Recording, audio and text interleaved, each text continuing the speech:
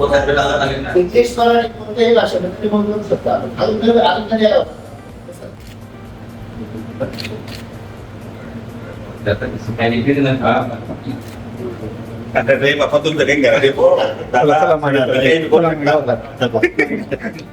नाही, मतदान तर आता करायला आलो होतो. मतदान केलंय मी. मध्ये माझ्या काही शंका होत्या त्या मी उपस्थित केल्या. त्यांनी त्यांनी उमेदवार म्हणजे तू कार्ड दाखवतो. म्हटलं मग उमेदवार आहे बाबा, मी उमेदवार आहे. त्यांचं माझं नाव सापडत नव्हतं. सापडलं उमेदवाराला ते विचारत होते. मग त्यांना माझ्या शंका काही विचारल्या मी, का काय याचं मॅजिक पेन तर नाहीये बुवा हा.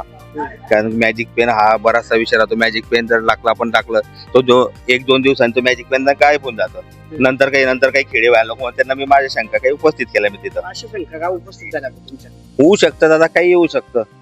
काही अनुभव तुम्ही- सांगायच्या पूर्वीचा काही कोणतरी? आहे महापालिकेत पहा तुम्ही आता एक अपक्ष उमेदवार होते मोगली बाबा. त्यांनी मिरवणूक काढून टाकली होती विजयाची, आणि नंतर त्याला माहित पडलं की तो पराभूत झालेला आहे. आता आमच्या पक्षाचे कुलभूषण पाटील आहे. त्यांना आजपर्यंत सुद्धा माहित नाही ते किती मतांना पराभूत झालेले आहे. तो विचारून हे झाला त्यांना की बाबा मी किती मतांना पराभूत झाला ते तरी सांगा. म्हणून माझी शंका जी होती ते मी त्यांना उपस्थित केले. झालं का तुमचं? समाधान काय त्यांनी दिलं, आता उडवडीचे उत्तर दिलं.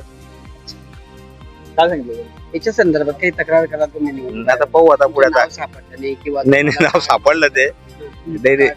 त्यांनी मतदान करू दिलं मला. ते आता केलं त्यांनी, मतदान करू दिलं. तसं बोललो मी त्या साहेबांना. पेन मध्ये काय शंका वाटतं?